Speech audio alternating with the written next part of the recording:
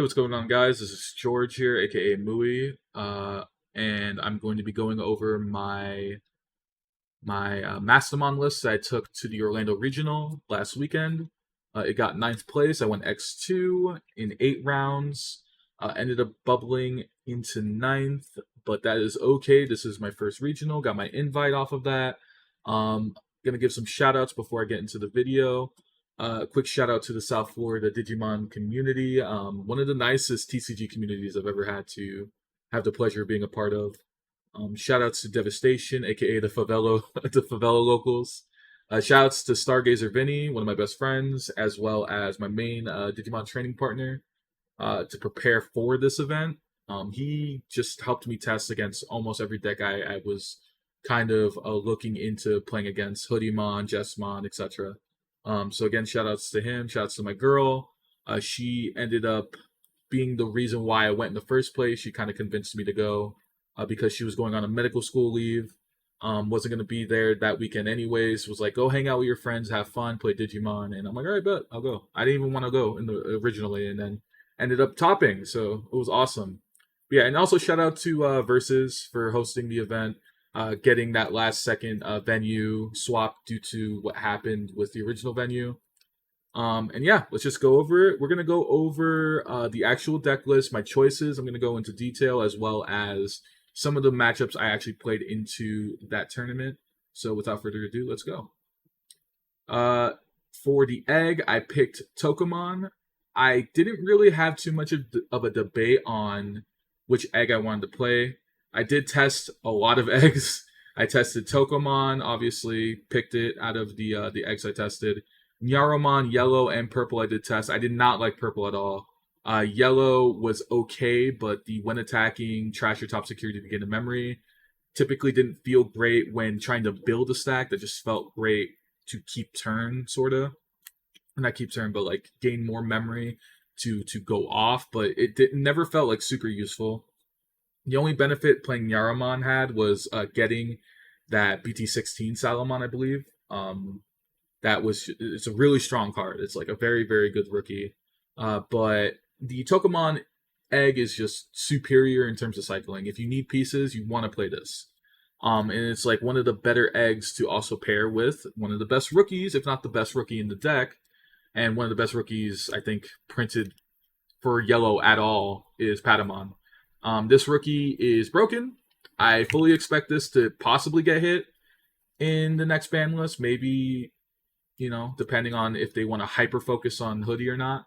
But this thing is broken. Like, start of main, you hit a level 4 vaccine, you evo into it, you gain a memory, you draw a card. Tokomon procs, you draw a card again.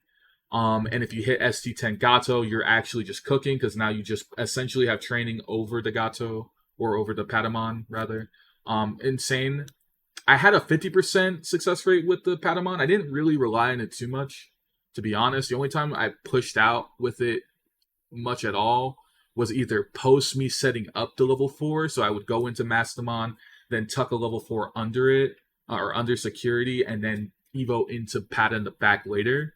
Or I just got lucky, hit it in like turn 2, but I think twice I whiffed on it. Once where it was especially necessary to hit. I think it was in like a Maste mirror round 7. But again, this card is broken. It's just one of the best rookies in the deck. But I think people overly glaze the start of main effect. I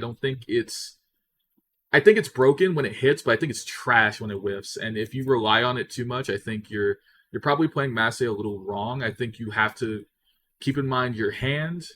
If you have your pieces and you have a level 4, especially ST10 Gato, you should probably just evo into it in the back. Because you're effectively kind of playing with training in the back as well on that ST Gato, which is really, really important, especially that end of turn DNA. Next rookie, we're playing 2 Salamon. This one I was like kind of a last minute decision. I did not like how much I was testing and constantly whiffing Patamon when I really needed it. And just not having an avenue to DNA if I didn't see ST Gato or EX6 Mirai. Salamon is the other avenue you can get, and it feels like just traditionally building a stack, which is really, really important sometimes in Digimon. there were 2 or 3 games where I just made a generic stack, made level 3, level 4, level 5, push out, hard play, one of the CS versions of the level 5, and just DNA off of that. And then you get a lot of mileage off of that. It lets you get started when you don't have the necessary pieces, quote unquote, that you need to actually get started, like ST10 Gato, like EX6 Mirai, like Patamon, etc. So Salamon is a good backup plan rookie. It obviously isn't great any other way, but it is also a vaccine, so you can bot sec it with the Patamon.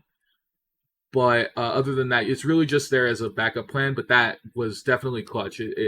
If I had put any other card where Salamon is, there are some games I probably would have definitely lost. And then Pillowmon is my last rookie. Pillowmon is the best floodgate I think you can play in this deck currently, because of just certain matchups that are it just obliterates decks in. Mainly the biggest one is Royal Knights. Having this to deal with Omegamon in their egg is just insane. It won me a game against Royal Knights. So yeah, just the best floodgate to have. You could also play Psychmon. You could play what's it called? Tapermon. You can play Cutemon. I tested all of those. Psychmon was okay, but was really obviously just dead in a lot of matchups. You can't really Evo into it in the back because it's purple. Cutemon was okay too, but I just preferred the Pillowmon. And we're only playing 7 rookies. I never really had an issue with rookies. Didn't feel like I bricked too hard with the rookies. There was one game where I didn't see rookies for like half the deck, but I already had the setup to play the game anyway, so you didn't really need to see the rookies in those situations. Onto the level 4s, we're playing 4 of the ST10 Gatomon. This is the best Gatomon in the deck. It searches generically yellow-purple. It's essentially a training on legs where you just Evo into your level 5s for a reduced cost of 2. With EX6 Mirai, you're Evoing for free. This card's broken in the deck, obviously, and it has end of turn DNA. So, I mean, there's just not much else to say. Evos for 3, which sucks, but I mean, it kind of needs to Evo for 3, low-key. This card does way too much if it Evoed for 2.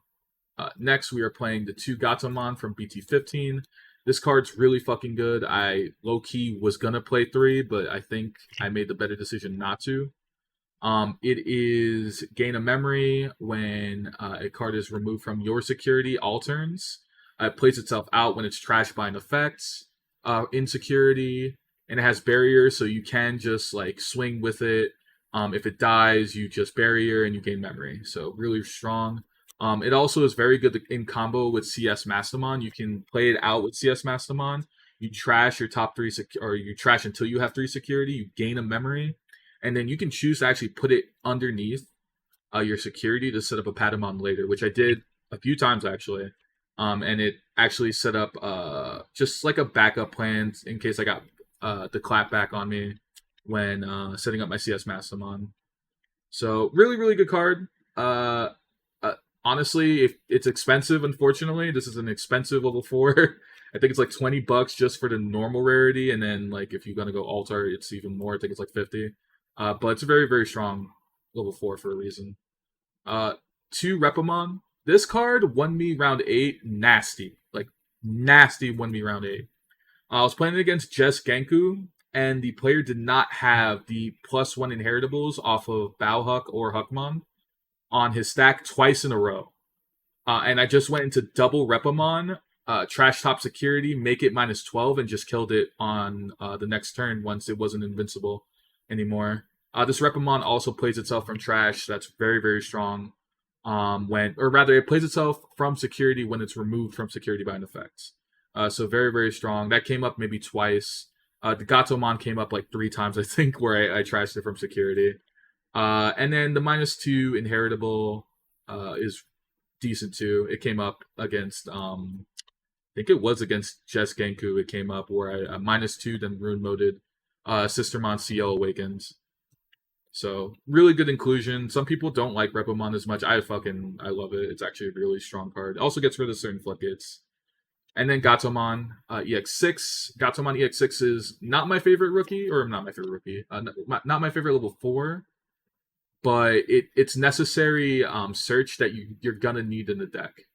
Consistency is key, especially with Mastemon, because you are playing kind of like an oddball amount of cards. You're playing a lot of level 5s. You're playing a lot of level 4s to facilitate the Patamon. You're not playing as many rookies.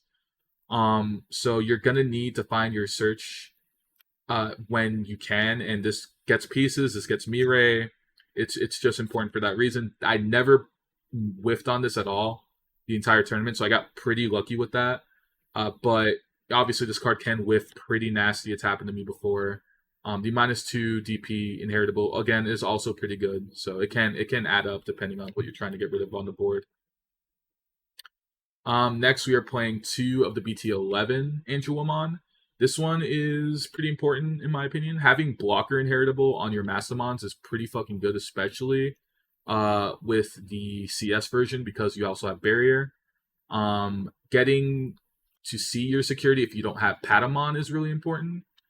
Getting your pieces off of security is really important. There's a lot of really big factors. Obviously, gaining the memory from playing a Lady Devimon's important too, but just the information you get and the snatching your pieces from security is just clutch with this card. So having it at 2 is like the perfect amount, in my opinion.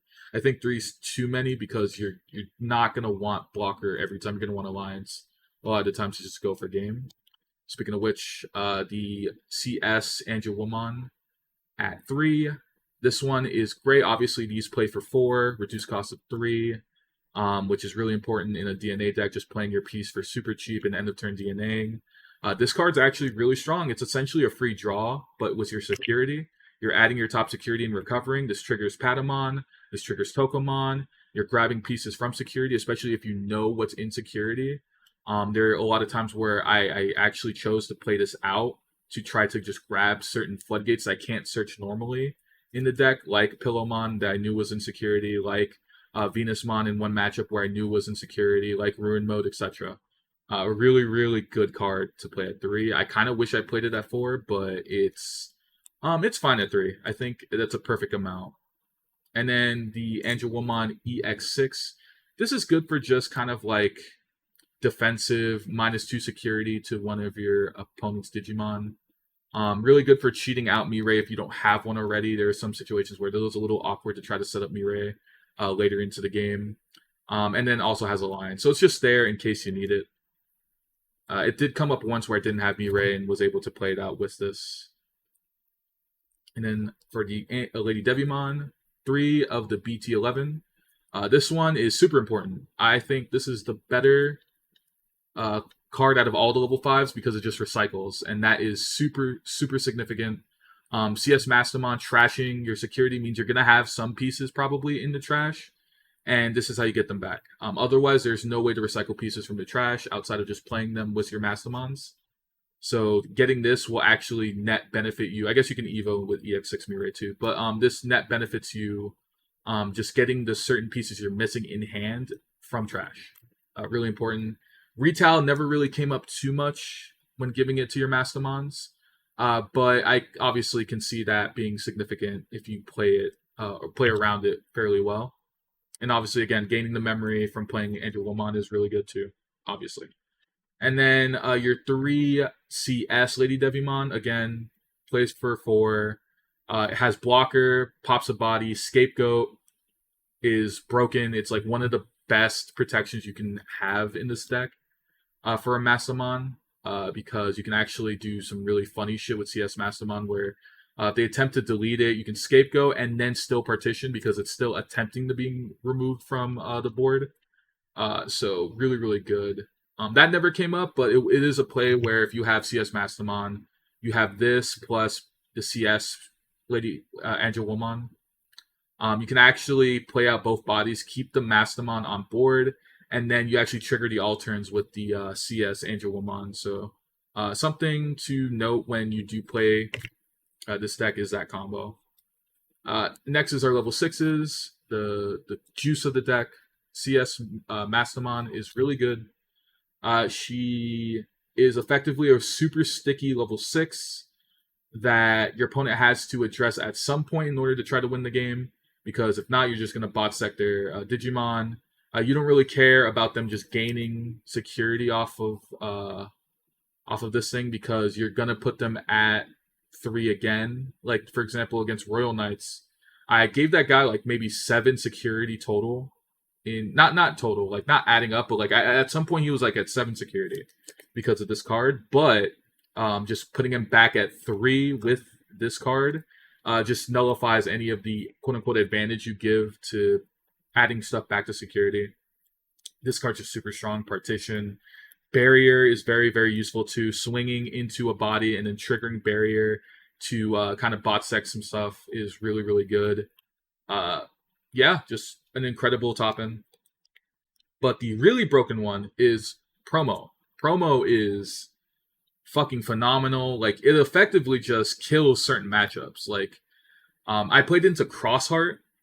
Shout out to that guy for also getting top 16 with Crossheart in this meta. That's incredible. But I played into him round 5. I bought sacked a tamer with like a ton of pieces on it. And it's like, what are you supposed to do? Like, you can't really play the game if you're super tamer reliant on like very, very like one-off pieces when it comes to tamers.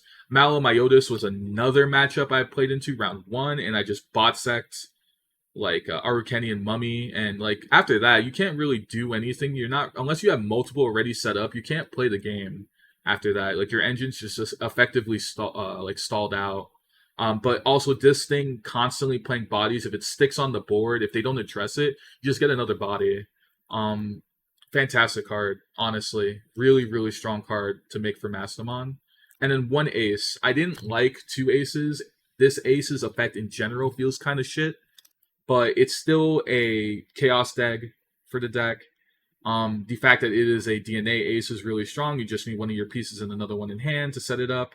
The fact that it only plays a Fallen Angel or Archangel's kind of trash. I kind of wish it just played any level 5 yellow or purple like the other ones, but it's okay. It be like that.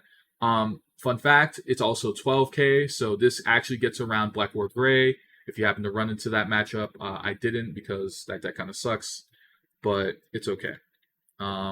This card's good, and also the threat of it is scarier than actually playing it. I think like once you give your opponent that information that yo, I played this card, they're really, really reluctant to just random swing. So yeah. And the last level 6 is Venusmon. Venusmon is one of the best floodgates in the current meta, in my opinion, because it just completely turn skips certain decks.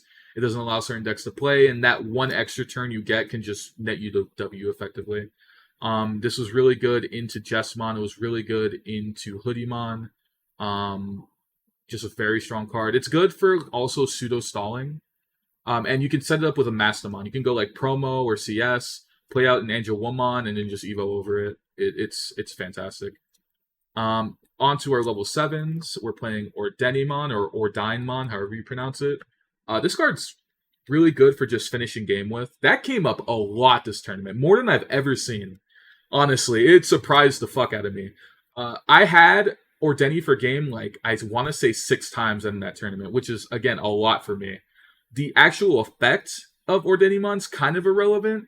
You're just popping Digimon and then recovering. It doesn't pop level 7, so that kind of sucks. I had a situation where I needed to pop a level 7 and just couldn't, which was, it was Omni X. But even then, like, just the last swing for game is super fucking good. And then just having this be Fallen Angel means you can actually just pitch it with CS Mirai. You can recycle it back with your BT11, etc. Like it's a good piece to kind of use as like fodder, while also getting it later with your BT11, Lady Devimon. And then finally Rune Mode, classic. Again, similar to your Venusmon, it's just a turn skip for game. This was really clutch against a lot of matchups where I needed to deal with the board by DP minusing. So, like for example, against Jesmon Genku, I couldn't clear most of the bodies unless I went into Rune Mode. So again, really, really strong card, but a card that is really necessary in my opinion in Mastemon. I feel like you have to play Rune Mode this format. Obviously, really good into Hudie and some other matchups as well. And for our options, we are playing 1 Amber Memory Boost and 1 Penis. We are playing Blinding Ray because effectively we're going to put ourselves at 3 security at some point anyways. So why not use this early to gain 2 memory for free, right? And then the Amber is just for consistency, for memory gain later. Pretty standard stuff. I don't really need to explain that too much, I think. This is also really good to combo with CS Mastemon if you need to just proc the security alternates effects. And then next we have Mirei CS as another really strong like cycle card in the deck. It obviously replaces our for our other Mireis, which is really important. Seeing this plus Patamon and a level 4 was really strong. And yeah, I mean, I think if you're not playing 3 of the other Mireis, you should definitely be playing 4 of this. I did have a setter in this deck previously. I was playing TK. I did like TK just to get pieces that I needed plus information, but I didn't like the fact that it was kind of costing me a bit of consistency as well, ironically enough. Like, I would grab something with TK, but I didn't have all the pieces I needed, and I didn't have anything to set up Mirei with, which can be really important just for kind of playing the grind game. So seeing 4 of these, not playing a setter, in my opinion, was probably a smart idea. Next, we are playing 3 of the BT11 and 2 of the EX6. I'm not gonna lie to y'all. 2 of the EX6 is strictly because I couldn't afford a third one. I think you should probably play 3 or even 3 of the EX6, 2 of the BT11 if you wanted to pick. But I think this ratio is just fine. It didn't really hurt that much. There are some matchups where I'm like, damn, I really wish I had EX6 Mirei. But, I mean, it didn't really cost me matches that often. This card's just expensive for no reason. I hate that it's fucking $90. And that reprint can't come any sooner. But the BT11 is really strong for just making an early stack for very cheap. The memory gain's obviously really useful. Same with the EX6. Evoing with the EX6 plus the BT11 on board at the same time was an ST Gatomon is borderline broken. It just effectively gives you a Mastemon for free. Yeah, I mean this is the list, guys. Just to give a quick synopsis of my matchups. Round 1, I played, like I stated, into Malo Myotis loop, and it was fairly easy. I'm not gonna lie. That matchup seems pretty lopsided for Mastemon because of the fact that it just bot sex Tamers. My opponent had a hard time getting over ST Gatomon. I would just hard play it because he would play like Digital Gate Open turn 1, leave me at 4. Hard play ST Gato, choke him to 1. And the only way he had to address it was going Arukeni or Mummy, popping the Tamer with it to play out Myotis X to pop the SD Gato. And Myotis X isn't getting its effect because it's not evoing over Myotis. So it actually couldn't do anything. Like it just was a body to pop the Gatomon, and then he would kind of leave me at a decent amount of memory to just make the clapback because unless he dies in security, he's not setting up the Tamer again. So it was kind of a good result there. I also got really lucky with him hitting Tamers in security. Kind of set me up for next turn. I did make one misplay. I actually swung and forgot Arukeni was a blocker. But other than that, like I won 2-0. My second game, or match rather, was against Beelzemon, and that shit was hard as hell. It was 1-2 for the Beelzemon player. Shouts to that guy.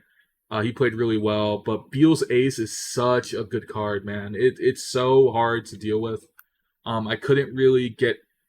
I would clear his board, and then he would just Beelze Ace next turn. And if he had 10 or more, which he did have in trash, it just kind of clears the board and kind of sets him up for next turn. I didn't have a way to rebuild next turn either, so I just kind of lost. I think in that matchup, you really just have to set up the Mireis early and kind of set up a situation where you're going to have the Gatos in hand to make another Mastemon on the clapback, because that was the only way I was going to get around something like that. But that's more of a matchup knowledge issue that I had. So shout out to that guy again. That was 1-2 for him, my first loss. Game or match 3, I played into Jess Genku. That was 2-0, I believe. I just had more gas than this guy. He made his whole combo, but it wasn't with the Genku X game one. He swung for 3 security. I just made my board, and he couldn't rebuild after that. Game two, same thing, but he had the Genku X this time, but it ultimately didn't matter. I think he also went Medieval Gallantmon, but I just got over it with like Repamon to pop it for like 12k, and just won the game after that as well. Fairly easy matchup in my opinion, at least that game. And I've been really well practiced into the Genku Jesmon matchup as well with my testing. Game three or match three, I played against. What was I playing against? I played against. I'm trying. I'm trying to remember. I'm having a hard time memorizing all of the matchups. I forgot. What did I play against? So it was. Oh no, I'm stupid. I'm on match four. Match four, I played against Royal Knights. Yes. Royal Knights was 101. The guy I played against played really fucking slow. He. I don't know. I couldn't really get the logic around why he was playing so slow. I had a situation where he had Crimson mode on board. I bot sected it with CS Mastemon, and he was sitting there for like 3 minutes on whether it went to the bottom of security or not. And I'm like, dude, you don't have protection. It goes to the bottom of security. Like, you read the card, you know what it does, because it's happened multiple times in the game already, and he just waited. I put it to the bottom of security, gained like 5 memory, and then I set up a situation where he had 2 Omekamons under Drizzle. I had Pillowmon plus like a multiple Mastemon on board, swung for game after that, and he just took a while to concede. I didn't really have an issue with it. I wasn't going to call Judge for just timer scamming because he's playing Royal Knights. He's going to play slow. And if I'm winning game one, I know I'm going to just win the match after that. So I did end up winning the match because of that. Match 5, I played against Crossheart. I mentioned that earlier.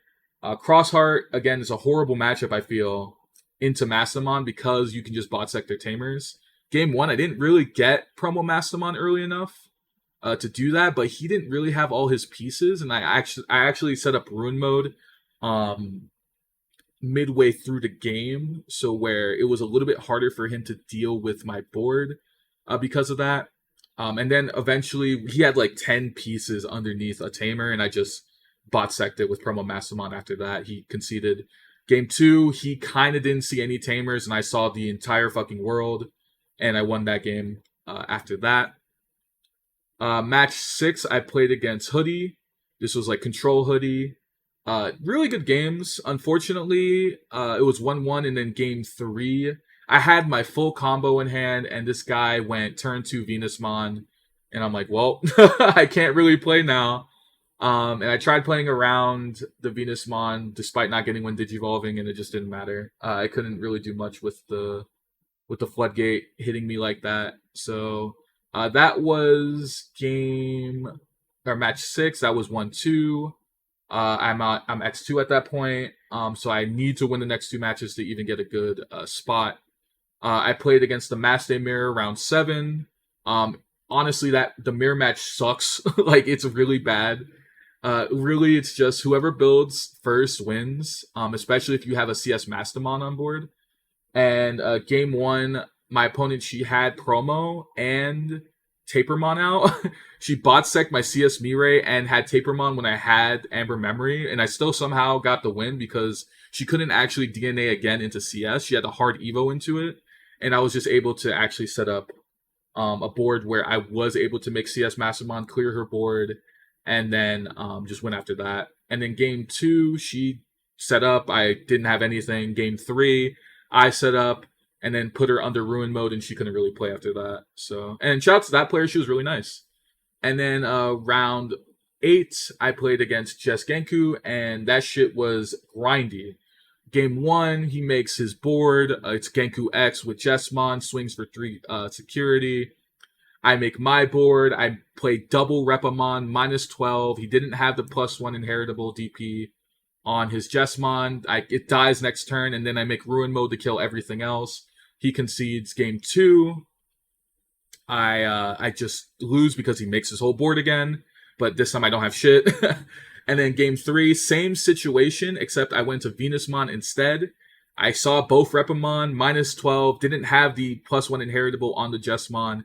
It dies. I Venusmon, he can't play the game next turn. He goes double Crimson Blaze to stall me out, but can't rebuild. And then I just win. And that was my run, guys. Let me know what you think about the deck. This is such a strong deck, this format. Again, shout outs to the people that helped me test, to the people who were supporting me, and just the good time I had during that event. So yeah, thank you guys for watching. And if you have any questions, just let me know in the comment section. Take care and have a great rest of your day.